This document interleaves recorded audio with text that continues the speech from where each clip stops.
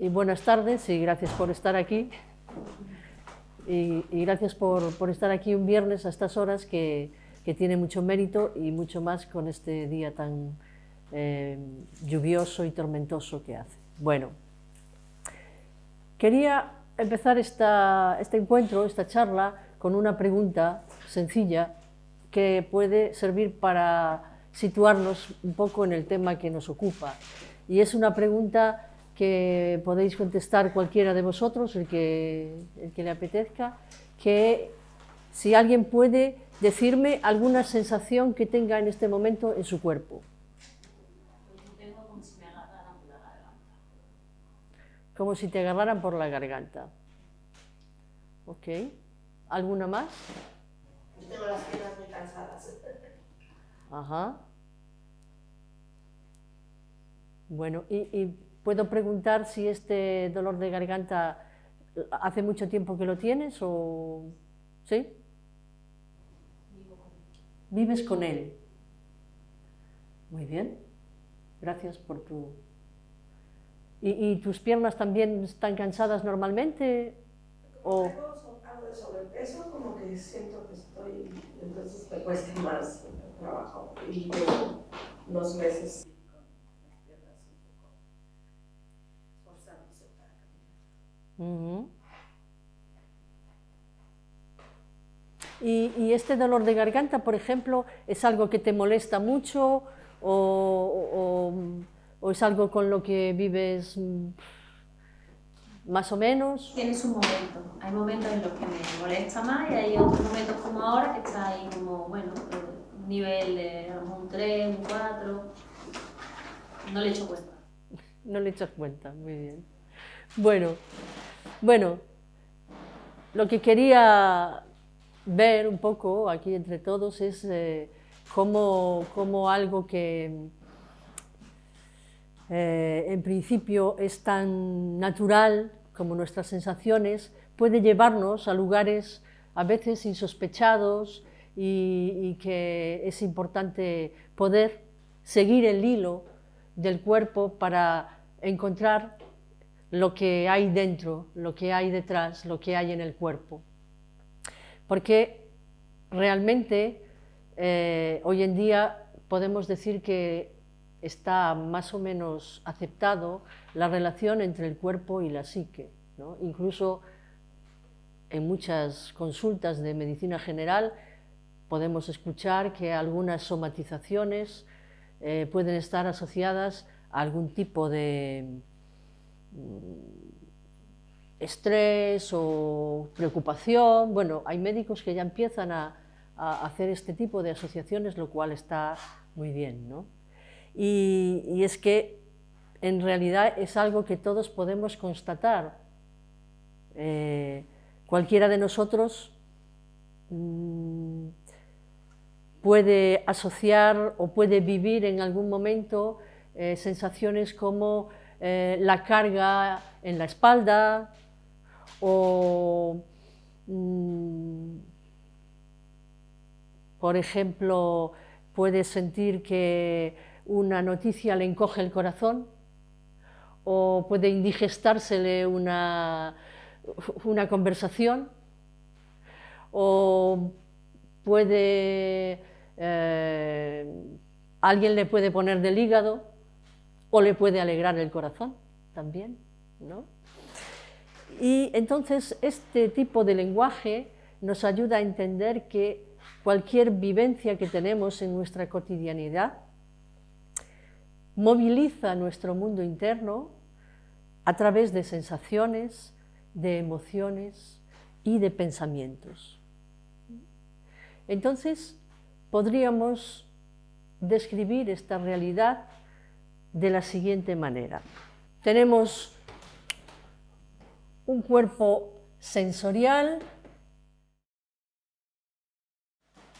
Todas las informaciones que nos llegan a través de los sentidos, las informaciones que nos llegan a través de la piel las llamamos sensaciones esteroceptivas, las que nos llegan a través del aparato locomotor a través de los ligamentos, los tendones, el tejido conjuntivo, las llamamos sensaciones propioceptivas, y las informaciones que nos dan nuestros órganos internos las llamamos sensaciones interoceptivas.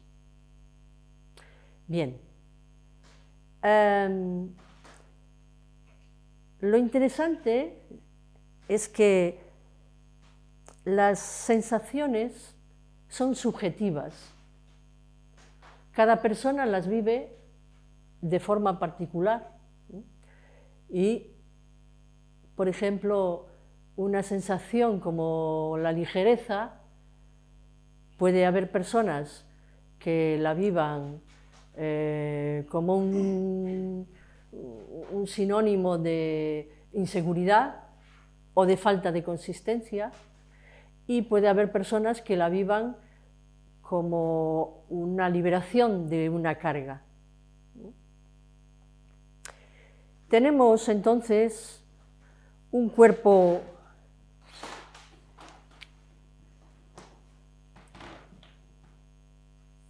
emocional,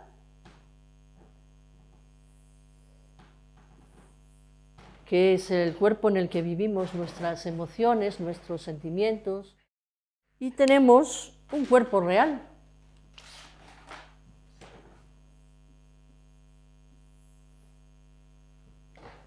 El cuerpo real es el cuerpo anatómico, el cuerpo que se pesa, que se mide, que envejece y que se magulla cuando lo golpean, ¿no?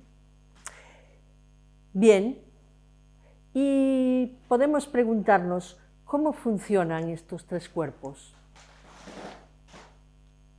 Cuando el organismo funciona bien y está más o menos equilibrado, estos tres cuerpos funcionan en sincronía y están totalmente relacionados. Y entonces la persona puede sentir lo que vive y pensar lo que siente. Y a la relación entre estos tres cuerpos la llamamos unidad psicopostural.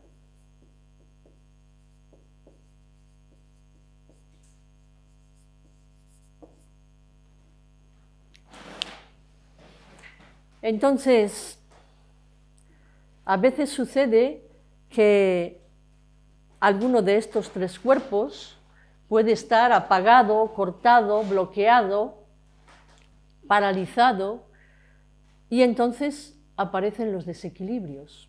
Podemos pensar también en cómo se construyen estos tres cuerpos, cómo se construye la unidad psicopostural. En el ser humano, el cuerpo y la psique tienen un proceso de maduración muy lento, tal vez el más lento de todos los mamíferos del planeta, y este ritmo hace que los seres humanos seamos totalmente dependientes de nuestro entorno psicoafectivo durante un periodo muy largo de tiempo. Al principio de la vida, entonces, el ser humano vive todo lo que le sucede a través de su cuerpo. El frío, el hambre, los procesos digestivos, las pulsiones, son vividas a través de multitud de sensaciones. La característica de estas sensaciones, podríamos llamarlas sensaciones / pulsiones, en esta fase es que se viven de forma dispersa, caótica y que no hay unión entre ellas. Podríamos describirlas así. ¿Qué es lo que permite, lo que puede unir las sensaciones entre ellas? ¿Qué os parece? Lo que permite unir las sensaciones entre ellas es el contacto corporal, especialmente la estimulación de la piel a través del toque. El toque El contacto en los momentos de cuidado del entorno es el elemento fundamental para que el bebé vaya adquiriendo progresivamente la capacidad de unir las sensaciones y poner las bases de la conciencia de la globalidad, de ser una unidad viviendo en un cuerpo. Y entonces, para que esto tenga unidad, necesitamos del contacto. El contacto es el que nos produce la sensación de vivir en un cuerpo. Entonces, tenemos el cuerpo sensorial, el cuerpo real. Si observamos la relación materno-filial en estos primeros de la vida, compases de la vida, vemos que las necesidades primarias de contacto se satisfacen de una forma muy natural y prácticamente sin palabras y desde el contacto íntimo entre el entorno materno y el bebé. Pero lo particular de estas experiencias de cuidado, de atención, es que no solo están atendiendo las necesidades orgánicas, también están ayudando a la maduración del aparato psíquico, siempre y cuando cada experiencia sensorial, el amamantamiento, el lavado, el cuidado general del bebé, esté impregnado de una carga afectiva, amorosa, para que esta experiencia sea estructurante, es decir, para que pueda interiorizarse el sentimiento de vínculo, de un vínculo que contiene y que transmite seguridad. Y entonces tenemos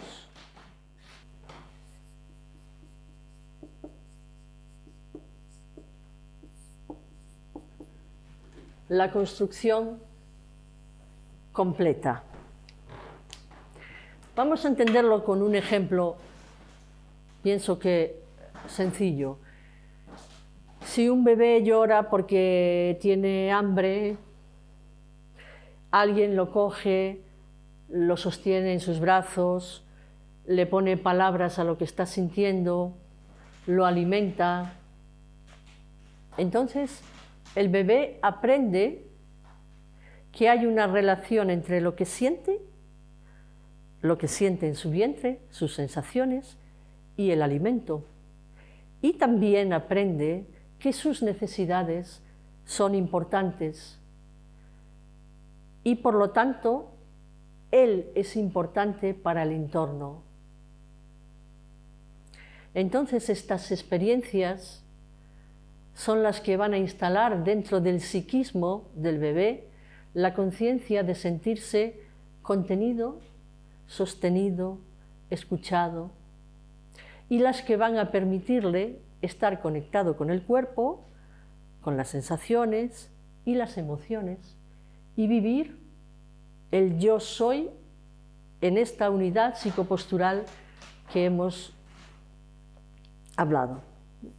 Sabemos que estas necesidades no siempre pueden ser atendidas de forma adecuada y que por circunstancias diversas del entorno, pues a veces este entorno puede ser más o menos adverso. Y podemos encontrar no solo alguno de estos cuerpos apagado o bloqueado, podemos encontrar las sinapsis rotas y en esos momentos es cuando aparecen los desequilibrios. En este momento, el cuerpo real se convierte en un escenario en el que se representan los conflictos que la persona vive. Y al mismo tiempo, el cuerpo real se convierte en en la vía de entrada para empezar a reparar estos desequilibrios. Cuando el vínculo no puede establecerse o es insuficiente, en el bebé queda abierta la necesidad primaria vital. Tiene que afrontar una enorme cantidad de sensaciones, de vivencias para las que no está preparado y además no las entiende. Y entonces entra en estados de sufrimiento, en estados de alarma, de peligro. Y como la vía de contención y sostén no existe, porque el vínculo está asociado con la madre, este sufrimiento no puede ser expresado ni comprendido y queda inscrito en el cuerpo en forma de tensiones en los músculos, en las vísceras y en general en cualquier parte del cuerpo. Entonces el bebé necesita dejar de sentir su cuerpo porque sus sensaciones son demasiado caóticas. ¿Y cómo lo consigue?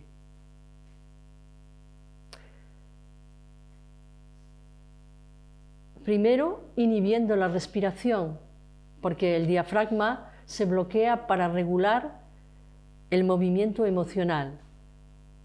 Segundo, tensando toda la musculatura, ¿para qué? Para crear una sensación de envoltura que contiene y sustituir así el sostén que le falta a través del vínculo. Y en general hay un intento de apagar todo el sistema sensorial para no sentir.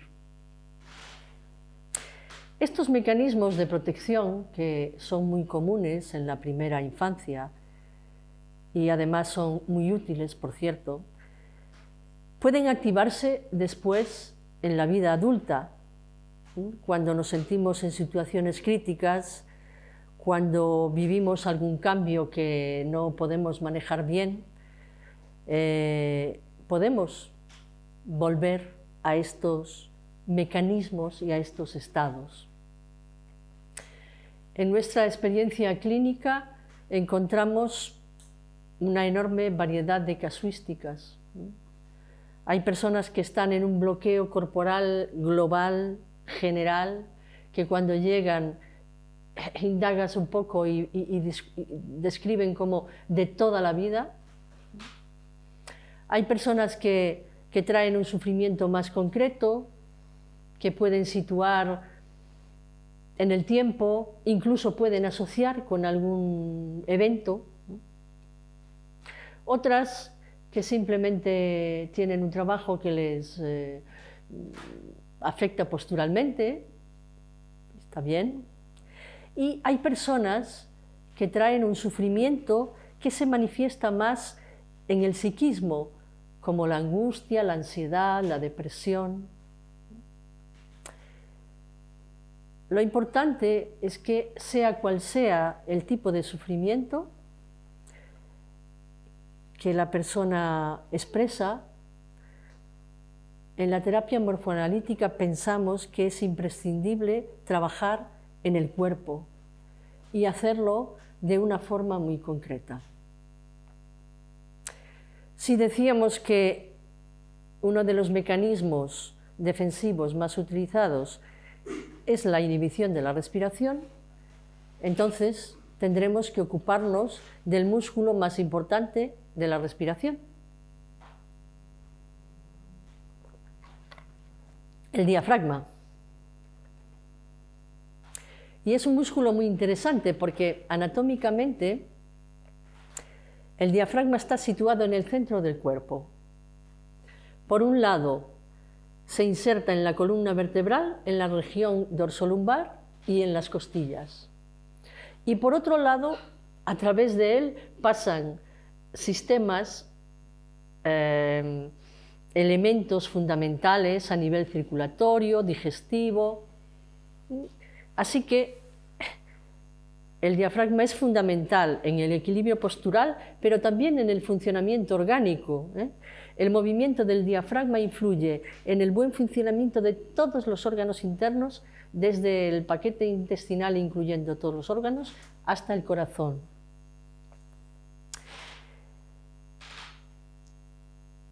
Pero también es interesante porque cuando nos sentimos consciente o inconscientemente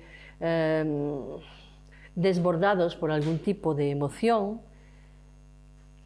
puede suceder que la persona inhiba la respiración y la deje muy superficial, y esta superficialidad muchas veces hace que la persona sienta que le falta el aire, y cuando esto sucede la persona puede vivir la sensación de ansiedad. Y claro, esto también se manifiesta con una falta de oxigenación general en todo el cuerpo, fatiga, cansancio crónico, en fin. Creo que este pequeño dibujo nos hace entender que recuperar el movimiento diafragmático es fundamental y repercute en todos los aspectos de nuestra vida. Hablábamos del acortamiento de la tensión muscular. Bueno, entonces el otro elemento fundamental tiene que ser el trabajo que incide en la estructura osteomuscular, ¿no? Y para esto utilizamos lo que denominamos el trabajo postural global. Y esta herramienta de origen messierista, bueno, es una herramienta que hoy está muy en boga, la reestructuración de la postura, y Messier defendía que las desviaciones de la columna vertebral y en general las desviaciones de los ejes del cuerpo están causadas por el exceso de tensión.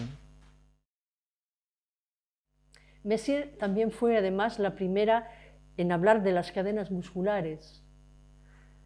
Las cadenas musculares, entonces, las describe de la siguiente manera: si hay un acortamiento en una parte del cuerpo, se transmite y repercute en el resto del cuerpo.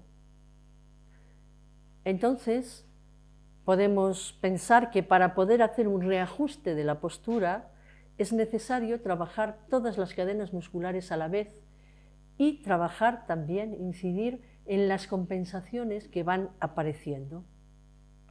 Bueno, estos trabajos, la respiración, la reestructuración de la postura, sabemos que hay ahora muchos métodos que la utilizan y es fantástico esto, Pero podemos pensar que lo que ha sumado la terapia morfoanalítica a través de su creador, Serge Peirot, a estos trabajos son una serie de elementos muy importantes que la han convertido precisamente en una terapia psicocorporal. Porque cuando se trabajan las cadenas musculares, el terapeuta morfoanalista está en contacto con todos estos registros que hablábamos, estos sufrimientos mudos que han podido quedar a lo largo de la historia del paciente. Y si el trabajo se hace de manera respetuosa, dando el tiempo que cada persona necesita, estando a la escucha del lenguaje infraverbal, entonces el terapeuta puede dar una respuesta verbal o corporal a todo este sufrimiento que a veces es inconsciente y que encierran sus tejidos. Y en estos momentos es posible que surjan contenidos emocionales. Y es importante saber que estos contenidos surgen de forma natural y sin ningún tipo de inducción. El cuadro de la terapia morfoanalítica, muy estructurado, es muy apropiado para acoger estos tipos de sufrimiento que se pueden manifestar o en el cuerpo o en forma de problemas psíquicos, psicoemocionales. Porque más allá del trabajo técnico, lo fundamental del trabajo corporal en la terapia morfoanalítica es que reproduce analógicamente los primeros cuidados, aquellos de los que habíamos hablado al principio. Y el terapeuta morfoanalista, por su formación justamente, tiene la capacidad de atención para estar presente al mismo tiempo en sí mismo y con su paciente, ayudarle a recuperar su capacidad sensorial, la capacidad de estar presente en el cuerpo. Las personas que hacen terapia saben cómo sentir la ola respiratoria, estar presente entre las manos del terapeuta, soltar el peso en las manos, conducir a la persona con una envoltura de palabras que nombran las partes del cuerpo. Y algo muy importante, entregarse a la relación afectiva que nace natural y espontáneamente del contacto empático. Todos estos elementos son los que ayudan a reconstruir la unidad psicopostural, igual que ayudaban a construirla al inicio de la vida. Y por lo tanto son los que permiten equilibrar nuestro cuerpo y nuestra psique, que era el tema que traíamos hoy. Entonces, si admitimos que el cuerpo que sufre nos dice algo de esta globalidad, cuerpo, emoción, sensaciones, el tratamiento, la atención que tenemos que dar tiene que ser global y adaptada a las necesidades de cada persona. Y esto es todo lo que tenía para contaros hoy.